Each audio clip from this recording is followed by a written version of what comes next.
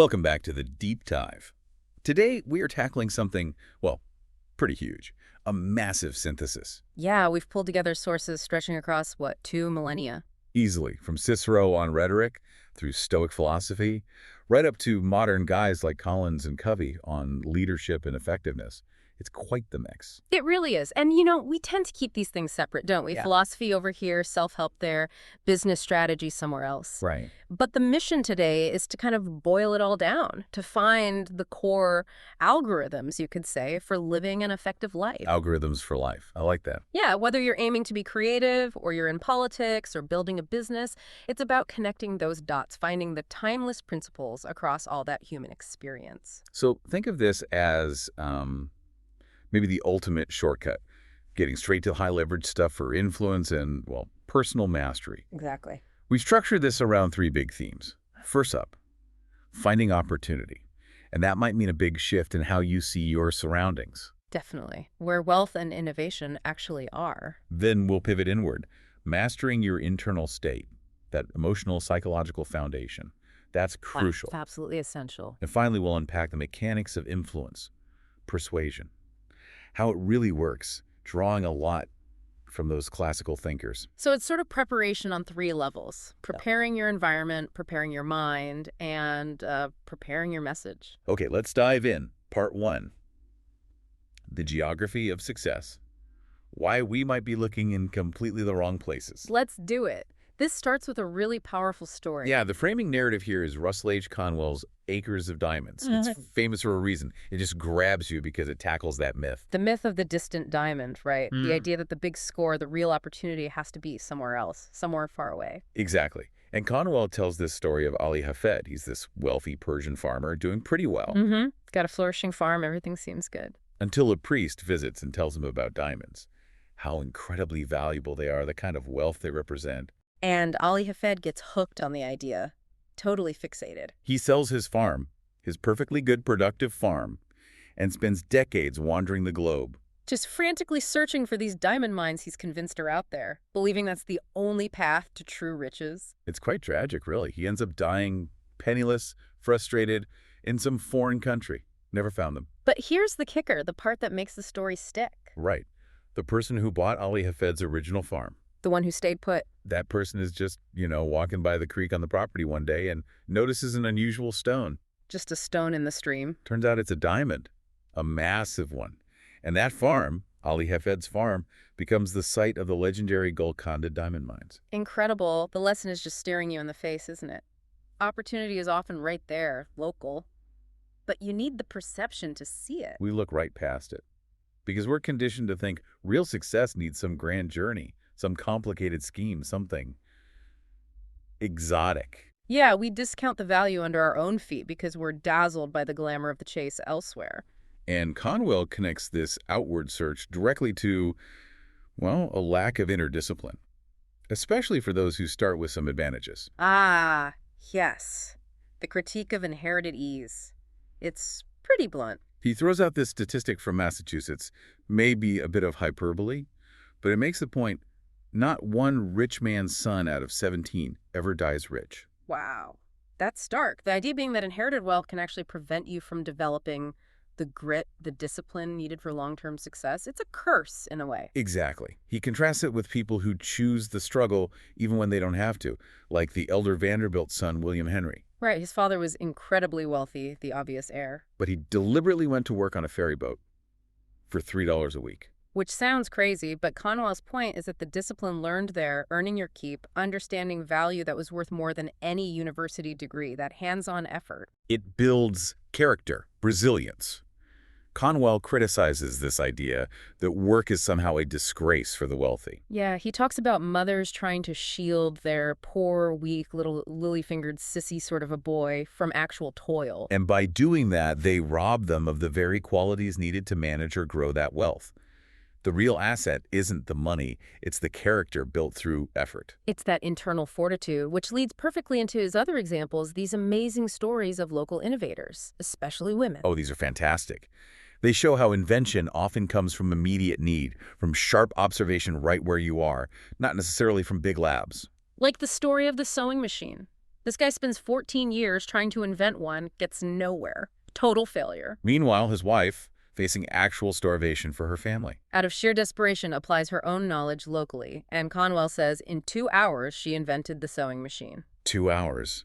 After 14 years of failure by the expert. And then, of course, the husband takes the patent in his name, which is infuriating, but Conwell uses it to show the source of the innovation. Intense local focus, often born from crisis. It's the same pattern with the mowing machine, the reaper.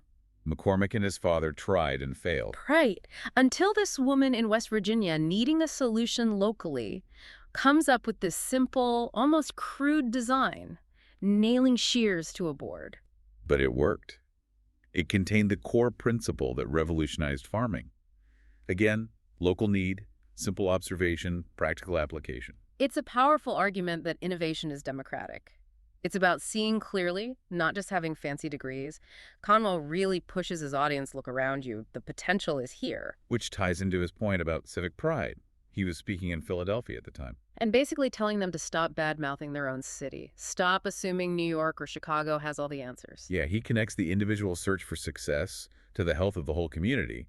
If everyone's always looking elsewhere, nobody's nurturing the strengths right at home. You have to build the greatness here. Stop being a critic of your local patch and become its champion, its builder. Find those acres of diamonds in your own backyard, literally and metaphorically. Okay, so the first step is shifting our focus. Stop searching afar, start observing locally. That's the external geography. Right, but that external shift won't stick or won't work without an internal one. That's the next piece. How we prepare ourselves internally, the inner architecture for actually spotting and seizing those opportunities. Exactly. And this is where a lot of the modern thinking comes in, building on those older ideas. The argument is that success isn't just luck. It's largely about managing your internal framework, your mind, your emotions. Control the inner world to influence the outer. We see this really clearly in work around personal mastery, specifically the idea of controlling your state. Yes, state is a key concept here. And it's very actionable. It's basically the sum total of how you are mentally, emotionally, physically right now. And the claim is you can manage it. Absolutely. By consciously changing 2 key things. Your internal representations, basically, what you're focusing on in your mind and your physiology, how you're using your body. Okay, break that down. How does that work practically? Well, think about it. If you're constantly focusing on what could go wrong, picturing failure, your body follows, right? Shoulders slump, breathing gets shallow, you feel fearful or anxious. Sure. But if you consciously shift your focus, maybe visualize the successful outcome, and deliberately change your posture, stand tall, breathe deeply, you actually change your biochemistry. You shift your state instantly. So you're saying we have direct control over how we feel and perform moment to moment. We have more control than we think, which leads to this really powerful technique, success modeling. Modeling, like copying successful people. It's more specific than just copying. It's about replicating the syntax, the specific ordered sequence of thoughts and actions that successful people use. Syntax. That sounds technical. What does that mean in practice? Okay, the source material gives this great example with U.S. Army sharpshooters. Researchers didn't just tell recruits aim better. That's useless advice. Right. They analyzed the expert shooters, and they found a consistent microsequence, a syntax. Focus on breathing, create a mental image of the perfect shot, stabilize posture, then squeeze the trigger. A specific order. Okay, so it's a precise recipe. Exactly. And by teaching novices that exact sequence, that syntax of internal focus and physical action, they dramatically improve performance really fast. Success has a recipe, and if you follow it precisely, you get closer to the result. That makes sense. Shifting from these momentary states to something more fundamental, we get to Stephen Covey and his focus on the character ethic. Right. Covey distinguishes between what he calls the personality ethic focused on image, techniques, quick fixes, and the character ethic, which is about foundational principles, integrity, humility, fidelity. And for Covey, real self-respect doesn't come from just feeling good about yourself like affirmations. No, it comes from dominion over self. Self-mastery achieved through self-discipline, earning that respect internally. How do you build that? It sounds daunting. It's actually built on small things, deceptively small. Covey says it comes from making and keeping small commitments to yourself. Like what kind of commitments? Tiny things. Promise yourself you'll be on time for one specific meeting. Or you'll complete 3 specific small tasks aligned with your values before lunch, and then you do it. Okay. And each time you keep that small promise, Covey says, our honor becomes greater than our moods. You build inner integrity bit by bit. You prove to yourself you can be trusted. That's the foundation. That allows you to take on bigger responsibilities, to move from just reacting to things. To being proactive, Yeah. shaping your circumstances instead of being shaped by them. He actually has a challenge for this, right? The 30-day test. Yeah, it's a powerful exercise. For 30 days, you commit to working only within your circle of influence. The things you can actually do something about. Your choices, your responses, your effort. You deliberately ignore the circle of concern, all the things you worry about but can't control, like politics, the economy, other people's behavior. So for 30 days, you focus purely on your own actions and choices. Exactly. Be a model, not a critic. Be a light, not a judge. And this is key when you inevitably mess up, you admit it, correct it, and learn from it immediately. No excuses, no blaming. What's the expected outcome? By focusing all your energy on what you can influence, Covey argues, you actually start to expand that circle. You become more effective, more trusted. You stop being lived by external scripts and start writing your own. This focus on inner integrity and control feels very connected to Stoicism. Absolutely. The Stoic art of perception is all about this inner management. Think Marcus Aurelius. Their core idea is that events themselves aren't good or bad, right? It's our perception, our judgment about the events that causes suffering. Precisely. The goal is to see things simply and straightforwardly as they truly are. Separate the external event from your internal reaction. So getting stuck in traffic isn't inherently a disaster. Exactly. The traffic is just cars moving slowly. That's neutral. Your reaction, this is ruining my day, I'm going to be late, this is awful, that's the source of the stress. The Stoic uses perception as a filter then. A filter, yes. To strip away those subjective, often negative judgments. If you can maintain that distance, refuse to label external, uncontrollable things as bad. You stay calmer, more resilient, imperturbable, as they'd say. Even when things are genuinely terrible, like illness or crisis. Even then, because even if your external agency is gone, you always retain the last of the human freedoms, as Frankl would later echo. The freedom to choose your attitude, your response.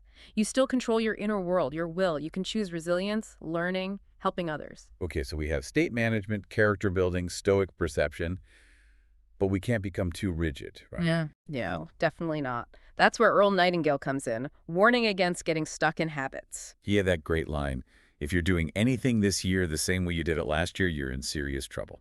Huh, yeah, pretty direct. His point is that change is constant, so you need to cultivate deliberate, creative thought as a daily practice, like exercising a muscle. How do you practice creative thinking? By questioning everything, even the mundane stuff you take for granted. Why is a steering wheel round? Why do we run meetings this way? Why is this process structured like this? You're not necessarily trying to reinvent the wheel. No, the goal isn't always a revolutionary invention. It's about training your mind to constantly ask why and what if, okay? It breaks down assumptions, keeps your thinking flexible, sharpens your ability to see those acres of diamonds hidden in plain sight within existing processes. All right, so we've looked outward for opportunity and inward for the character and mindset needed. Now, how do we apply that? How do we interact with the world effectively? Influence, persuasion, moving people. This takes us back to the classics, right? To the masters of rhetoric. Absolutely. For thinkers in ancient Greece and Rome, real power wasn't just force. It was the ability to persuade. In the Senate, the courts, the public square. But it wasn't simple. Yeah. There was a big ethical debate right from the start, wasn't there? Plato through Socrates. Yes. In dialogues like the Gorgias and the Phaedrus, Socrates basically argues that a lot of what passed for rhetoric back then was just a knack, not a true art. A knack versus an art. What's the difference? He uses this analogy. Cooking versus medicine. Cooking is a knack. Its goal is just pleasure, gratification, making you feel good now. Okay. Medicine is an art. Its goal is your actual health, your long-term well-being, even if the treatment is unpleasant in the short term. So rhetoric without a real understanding of truth about justice, goodness, what's truly best is just like cooking. Exactly. It's a knack for producing conviction, for making the audience feel persuaded, but without actually educating them or leading them towards what's truly good. It's flattery, pandering to the crowd's current desires. And that leads to this disturbing paradox he points out. That an ignorant speaker can often be more convincing than an expert, especially when the audience is also ignorant. Because if the audience can't tell truth from falsehood, They just go with whoever's loudest, slickest, Oh, or tells them what they want to hear. precisely. The superficial performance wins over substance. So how did later thinkers like Cicero and Quintilian deal with this? They were practitioners, after all. Well, they acknowledge the ethical concerns, but they focused on building the practical toolkit for the effective orator, the one who aims for good but also knows how to win. They believed the orator needed deep psychological insight. Absolutely. Cicero says the orator must know how men's minds are moved so well that they can essentially drag or snatch the audience wherever needed. It's quite forceful language. It implies a huge responsibility. Mhm. And part of that toolkit was about style, right? Propriety and urbanity. Yes, crucial elements. Propriety wasn't just about using correct grammar. It was about matching the language to the situation, avoiding anything obscene or mean meaning beneath the dignity of the subject or the speaker, elevating the discourse. And urbanity. That sounds even more subtle. It is. The Greeks called it Atticism. Quintilian describes it as the total absence of anything incongruous, coarse, or unpolished. It's not just one clever remark, it's the overall feel of the speech, sophisticated, polished, intellectually smooth. Like a kind of effortless grace in language. Exactly. It builds implicit trust in the speaker's judgment and sophistication. Beyond style, Quintilian got really tactical about arguments, didn't he? Especially in difficult Well, situations. incredibly tactical. For instance, he talks about when you should actually conceal the structure, the partition of your argument from the judge. Conceal it. Why would you do that? Isn't clarity good? Usually, yes. But imagine you have a conclusion that's really startling, something the judge will instinctively resist. If you announce it up front, their defenses go sky high. They'll fight it the whole way. Okay, makes sense. But Quintilian advises, if you don't announce it, if you build the case step by step, letting the arguments lead the judge there almost without them realizing it, you might gain acceptance you wouldn't otherwise get. It's about managing their cognitive journey. Wow. That's quite strategic. What about weak arguments? He had advice for that too. Sometimes individually weak points can be overwhelming if you deploy them all at once, a sudden charge in mass. Use quantity and speed to overcome resistance when quality is lacking. Again, highly pragmatic. These tactics seem especially vital when the subject matter itself is difficult or, well, unseemly, like the example of defending a son against his mother. Yes, the cluentious habitus case. A very delicate situation. The advocate risks disgusting the audience just by taking the case. So how do you handle that? Quintilian stresses managing perception carefully. You have to adopt a gentler tone, maybe even seem reluctant. Crucially, you must make your own reverence for parenthood crystal clear. So you apologize for the position you're forced into. Exactly. You work hard to transfer the odium, the disgust, the blame away from the son, your client, and place it squarely onto the mother for her specific terrible actions. It's a constant balancing act between being effective and maintaining moral standing with the audience. That's high-stakes influence. Okay, so we have the internal foundation character, state management, and the external tools of influence and rhetoric. But how do we apply all this in the real world, especially within big, messy systems? Companies, institutions, markets. They're complex and always changing. That's the million-dollar question, isn't it? And this is where modern strategy insights like Jim Collins' work in Good to Great really connect with those older ideas of discipline. Collins' big concept is the flywheel, right? Yeah. Which kind of pushes back against the idea of overnight success or single revolutionary moments. Totally. The flywheel metaphor is powerful. Imagine a huge, heavy metal flywheel. Getting it moving takes immense, consistent effort. Push after push, one notch at a time. It doesn't just suddenly start spinning fast. No way. It's slow, methodical buildup. Disciplined effort, applied consistently in the right direction over a long period. Eventually, momentum builds and the wheel starts spinning faster and faster, almost under its own power. That's how great organizations are built, Collins argues. Not through one big breakthrough event. And he breaks down that building process into stages. Yes. Disciplined people first getting the right individuals on board, led by what he calls level 5 leaders. Then disciplined thought confronting the brutal facts of reality, developing a simple core focus, the hedgehog concept. And finally, disciplined action, building a culture of discipline and using technology strategically. Let's pick up on that last one. Technology accelerators. He's very specific about that term. Very specific. Technology, Collins insists, can never cause a transformation from mediocrity to greatness. It can only accelerate a transformation that's already happening because the discipline is in place. So throwing new tech at a poorly run company just makes it fail faster. Pretty much. You get bad results quicker. His So- classic example is Kroger, the grocery chain. They weren't tech pioneers, were they? Not at all. But they were pioneers in applying technology like barcode scanners to accelerate something they were already obsessed with: disciplined financial control. They saw inventory just sitting on pallets as cash sitting there, totally useless. So the scanners were just a tool to speed up their existing discipline around inventory management. Exactly. The discipline came first. The tech just magnified the results of that discipline. Collins also found something else that sounds simple, but is probably really hard in practice. Mm-hmm. The importance of stopping things. Oh, yeah. This is huge.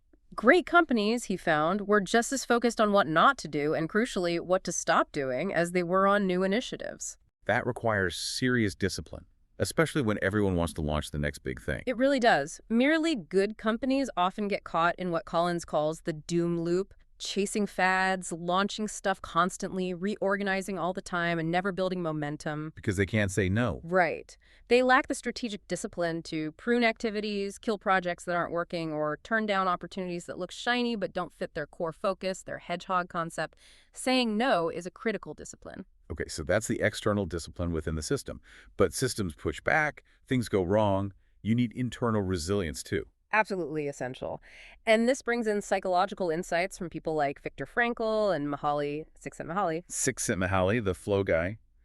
What did he observe about people who handle stress well? He noticed that people who emerge stronger from really tough situations, ordeals even, have this ability to transform a hopeless situation into a new flow activity. How do they do that? It comes from a specific mindset he called unselfconscious self-assurance. Unselfconscious self-assurance. That's an interesting phrase. What does it look like? It means they have this quiet inner belief that they can handle things, that their destiny is somehow in their hands. But, and this is key, their ego isn't huge. They aren't self-centered or trying to dominate everything. So it's not arrogance. Not at all. It's more like they focus on finding a functional, meaningful way to engage with the tough reality they're facing rather than just fighting against it. They find a new task, a new way to achieve flow, even within the constraints. That sounds a lot like Viktor Frankl's ideas from his experiences in the concentration camps. Logotherapy? It connects directly.